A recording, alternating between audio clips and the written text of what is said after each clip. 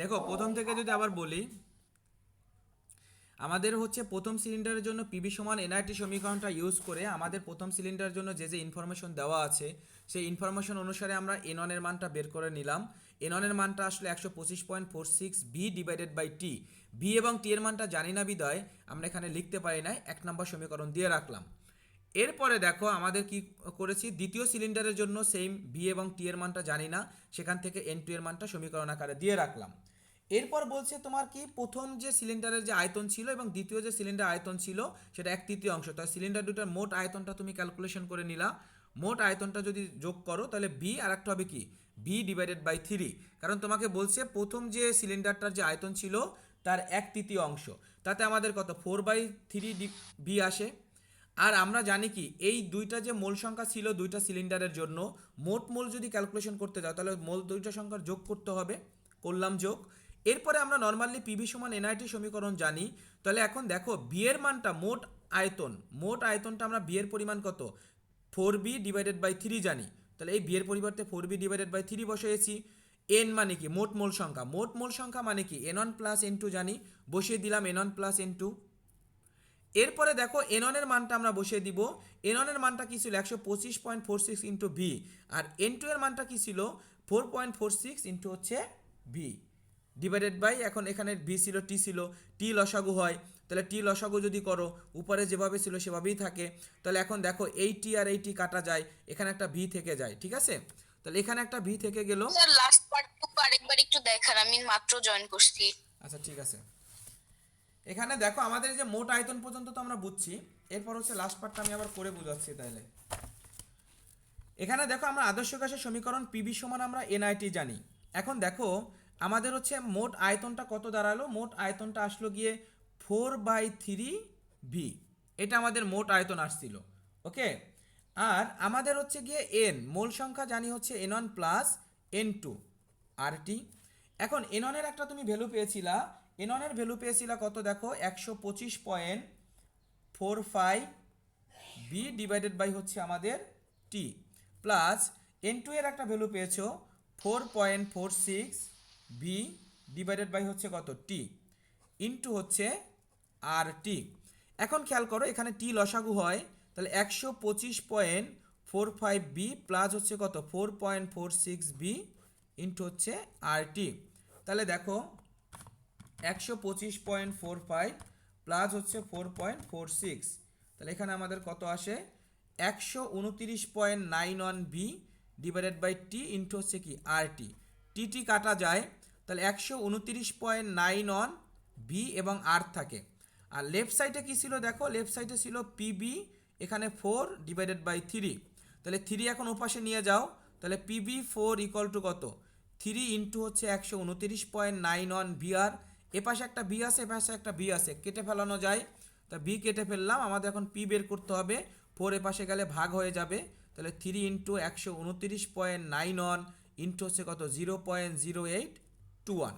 এখন ক্যালকুলেশন করো, এখন যদি আমরা ক্যালকুলেশন করি তাতে 3 ইন্টু 129.91 ইন্টু হচ্ছে গিয়ে 0.0821 ভাগ হবে গিয়ে 4 দ্বারা, তাহলে আমাদের কত আসবে 7.999 অ্যাটমসফিয়ার। আমরা কি বুঝতে পারছি এখন, এখনো বুঝি নাই? জি স্যার বুঝছি। ওকে, জাস্ট স্যার ক্যালকুলেশন। আগের দিনের সমস্যাগুলি দেখাবেন না? আচ্ছা সমস্যাগুলো আমরা এটা শেষ করি, এই পার্টটা শেষ করি, সমস্যাগুলো আমরা সলভ করা যাবে, সমস্যা নেই। এই পার্টটা যেহেতু আজকে এই পার্টটা আমরা শেষ করি, এটা শেষ করলে আমাদের হচ্ছে গিয়ে আমরা সামনে এক্সারসাইজ দিতে পারবো অনেকগুলো, সমস্যা সলভ হবে, টেনশনের কিচ্ছু নেই, সমস্যা সলভ হবে আজ আর কাল, আজকে সময় না পেলে নেক্সট দিন করবো, সমস্যা কি। এখন দেখো এখানে হচ্ছে আমি এখান থেকে দেখাতে পারি পরের অঙ্কটা, যেহেতু তোমাদের বই আছে আমরা যে অঙ্কগুলো করেছি। দেখো এখানে প্রথমটা বলছে গ্যাসের অণুর সংখ্যা বের করো, তাহলে গ্যাসের অণুর সংখ্যা যদি বের করতে যাও তাহলে পিবি ইকুয়াল টু আমরা এনআরটি জানি, পিবি সমান এনআরটি জানি। এখানে এখন পিবি এই ছোট হাতের এনটার পরিবর্তে কি n divided by n A লিখতে পারি, n divided by n A RT. এখন তোমার যদি এন এর মানটা বের করতে হবে তাহলে PB N A divided by RT, এই সূত্রটা আমরা তৈরি করলাম। এন মানে অণুর সংখ্যা, এখন বলছে উদ্দীপকের এ গ্যাসের জন্য, তো এ গ্যাসে যে আমাদের যে চাপটা দেওয়া আছে দেখো কিসের দেওয়া আছে, মিলিমিটার মার্কারি চাপে আছে। তাহলে মিলিমিটার মার্কারি থেকে তোমাকে নিতে হবে কিসে বলো, আমি আচ্ছা পড়িয়ে দিচ্ছি। 4-এ আমাদের হচ্ছে গিয়ে এ নাম্বার, আমাদের চাপটা দেখো পিওনের মান আছে কত, 300 মিলিমিটার মার্কারি আছে। 300 মিলিমিটার মার্কারি থেকে যদি তুমি অ্যাটমসফিয়ারে যেতে চাও 760 দ্বারা ভাগ করতে হবে, তাতে আমাদের আসবে কত, 0.395 অ্যাটমসফিয়ার আসবে। তারপর দেখো আমাদের আয়তনটা দেওয়া আছে কত, আয়তনটা দেওয়া আছে 800 ml। তা 800কে তুমি কি করবা, 1000 দ্বারা ভাগ করবা। 1000 দ্বারা ভাগ করলে কি 0.8 লিটার চলে আসবে। ওকে, এখন দেখো টেম্পারেচারটা তোমার কত দেওয়া আছে, 30 ডিগ্রি। 30 ডিগ্রি মানে কি 303 কেলভিন, আর কিছু দেওয়া নেই, আর কিছু লাগবেও না আমাদের। এখন পিবি সমান কি, আমরা এনআইটি সমীকরণ জানি, তোমার কাছে অণুর সংখ্যা জানতে চাওয়া হয়েছে। তাহলে এখন আমরা এই এনটাকে কি ভেঙে n divided by n A IT লিখতে পারি। তারপর হচ্ছে কি PB N A equal to হচ্ছে কি এন আর টি।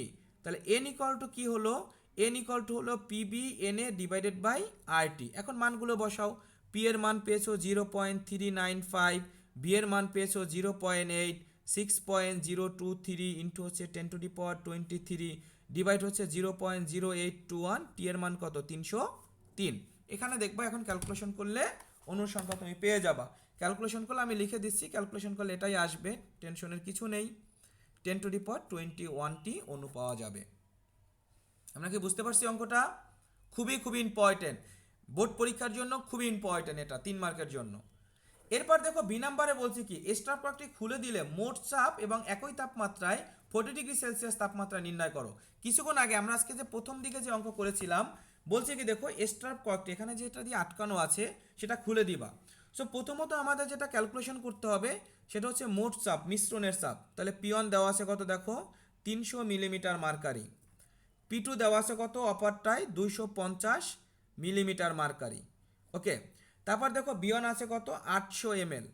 বি2 দেওয়া আছে কত, বি2 দেওয়া আছে 500 ml। তাহলে এখন টোটাল ভি হয় কত, টোটাল ভি হয় 500 এবং 800, 1300 ml হয়। মোট চাপ ক্যালকুলেশন করা যাবে। তাহলে মোট চাপ ইকুয়াল টু হবে কি, আমরা জানি পি1 ভি1 প্লাস হচ্ছে কি P two V two divided by V one plus V two. তাহলে পিওনের মান কত দেখো, পিওনের মান হচ্ছে 300, ভিওনের মান হচ্ছে 800 প্লাস হচ্ছে গিয়ে 250 ইন্টু হচ্ছে কত 500 ডিভাইডেড বাই হচ্ছে 1300। এটা ক্যালকুলেশন করে আমরা পাচ্ছি দেখো, আমরা পাচ্ছি 280.77 মিলিমিটার মার্কারি চাপ পাচ্ছি। তাহলে এই যে চাপটা পেলাম দেখো, এই চাপটা পেলাম কি, এখানে যে টেম্পারেচারটা আছে সেই টেম্পারেচারটা পাত্রের দিকে তাকাও, 30 ডিগ্রি সেলসিয়াস আছে।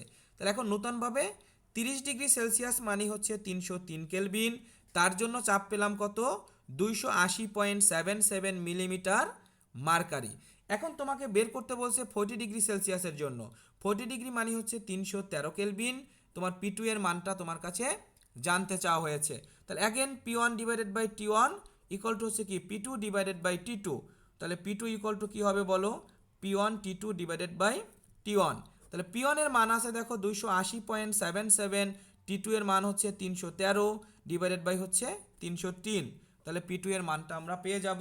পি2 এর মান পাবো কত দেখো, 290.04 মিলিমিটার মার্কারি চাপ। আমরা কি বুঝতে পারছি অঙ্কটা?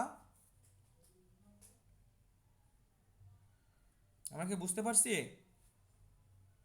জি স্যার। ওকে, সবাই বুঝছো? আমরা একদম স্টার্টিংয়ে যে অঙ্ক করছিলাম মিশ্রণের চাপ নির্ণয় করো, আবার বলা হয়েছিল যে 40 ডিগ্রি সেলসিয়াস তাপমাত্রায় মিশ্রণের চাপ কত নির্ণয় করো, সেটা যে বলা হয়েছিল একদম সেম অঙ্ক। ওকে, এরপরে দেখো আমরা যদি 5 নম্বর অঙ্কটা দেখি, 5 নম্বর অঙ্কটা তোমরা দেখো, এখন এটা এখান থেকেই বোঝানো যাবে। এখানেও দেখো বিয়ন আছে, পিয়ন আছে, এখানে অক্সিজেন গ্যাসের ভি2 আছে, পি2 আছে। এখন বলছে স্টাফকাক বন্ধ থাকা অবস্থায় 25 ডিগ্রি সেলসিয়াস তাপমাত্রায় নাইট্রোজেন গ্যাসের, এই গ্যাসের জন্য অণুর সংখ্যা। এখানে যে এ নাম্বার অঙ্কটা করলাম হুবহু এ নাম্বার অঙ্ক। এখানে দেখো আমাদের ওরা প্রথমত এন এর মান করে ঐকিক নিয়ম করে, তুমি কি করবা, তুমি এভাবে না করে এই যে আমি এন এর মান নির্ণয় করার জন্য যে সূত্রটা লিখে দিয়েছি এই সূত্রটা ইউজ করবা। এই সূত্রটা ইউজ করে আমরা এই অঙ্কটা করতে পারবো। এখানে দেখো টি এর মানটা কত ধরতে হবে, টি এর মানটা 25 ডিগ্রি সেলসিয়াস ধরতে হবে, কারণ উদ্দীপকে কোনো টেম্পারেচার উল্লেখ করে দেয়নি, কোশ্চেন এসে কিন্তু তোমার টেম্পারেচারটা উল্লেখ করে দিয়েছে। এরপরে দেখো ফাইনাল কোশ্চেনটা বলছে কি যে উদ্দীপকের উল্লেখিত পর্যবেক্ষিত মোট চাপ ডাল্টনের আংশিক চাপ সূত্রকে সমর্থন করে কিনা বিশ্লেষণ করো। তাহলে ডাল্টনের আংশিক চাপ সূত্রকে সমর্থন করতে হলে কি পি অফ নাইট্রোজেন আর পি অফ অক্সিজেনের এই দুইটা চাপের সমষ্টি হতে হবে কি মোট যে চাপটা পাবো সেই চাপের সমান। তাহলে তুমি সেটার জন্য তুমি প্রুফ করো। আমরা পি অফ নাইট্রোজেনের জন্য যদি বের করি, আমরা যে সূত্রটা প্রুফ করছিলাম সেই সূত্রর মতন যদি আমরা এখানে করে যাই, দেখো এখানেই আমি খাতায় দেখাই শুধু। বি নাম্বারে দেখো আমরা যদি পি অফ নাইট্রোজেন বের করতে যাই, নাইট্রোজেনের আংশিক চাপ যদি বের করতে যাই, নাইট্রোজেনের চাপ আয়তন ডিভাইডেড বাই হচ্ছে কি মোট আয়তন। তাহলে দেখো নাইট্রোজেনের হচ্ছে গিয়ে চাপ ছিল 1, আয়তন ছিল 400, মোট আয়তন হচ্ছে 400 প্লাস 450 ইকুয়াল টু হচ্ছে 0.47 অ্যাটমসফিয়ার। সেমভাবে পি অফ অক্সিজেন যদি বের করতে যাও, অক্সিজেনের চাপটাকে P2, আয়তনটাকে V2, মোট আয়তন হচ্ছে V1 প্লাস V2। তাহলে P2 এর মানটা দেখো কত, P2 এর মানটা হচ্ছে গিয়ে 1.5 ছিল নাইট্রোজেনের, আয়তন হচ্ছে গিয়ে 450, 400 যোগ হচ্ছে 450। এখান থেকে তুমি চাপটা কত পাচ্ছ দেখো, এখানেও চাপ পাচ্ছ 0.794 অ্যাটমসফিয়ার পাচ্ছ।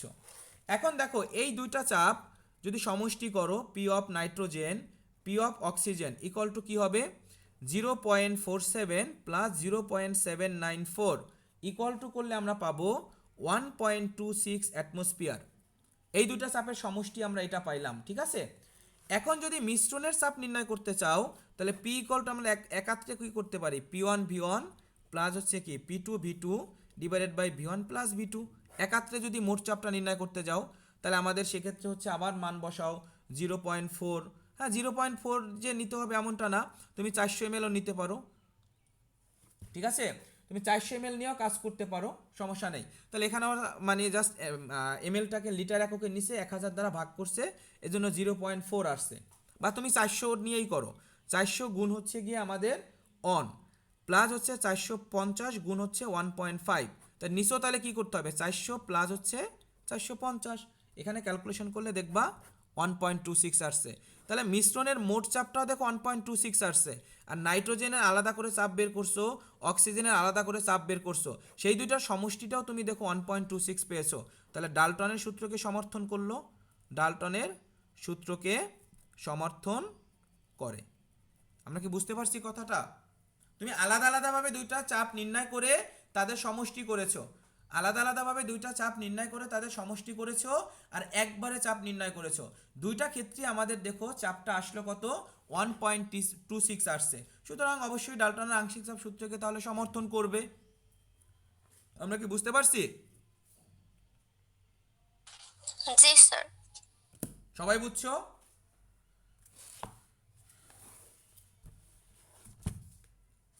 আচ্ছা, সবাই বুঝলে আমাদের দেখো এখানে যে শিক্ষার্থীর কাজ আছে, এখানে শিক্ষার্থীর কাজ 1 থেকে 10 পর্যন্ত এইচডাব্লিউ থাকবে, 1 থেকে 10 পর্যন্ত আমাদের এইচডাব্লিউ থাকবে। ওকে, শিক্ষার্থীর কাজের 1 থেকে 10 পর্যন্ত এইচডাব্লিউ থাকবে। আর আগের ক্লাসে আমাদের এইচডাব্লিউর যে প্রবলেমগুলো আছে সেই প্রবলেমগুলো আমরা নেক্সট ক্লাসে, আগের ক্লাসের এইচডাব্লিউ প্রবলেম নেক্সট ক্লাসে দেখানো হবে, নেক্সট ক্লাসে একাত্রে নেক্সট ক্লাসে দেখানো হবে। বুঝতে পেরেছো? সো এই যে আজকের ক্লাসটা কিন্তু অনেক ইম্পর্টেন্ট ছিল।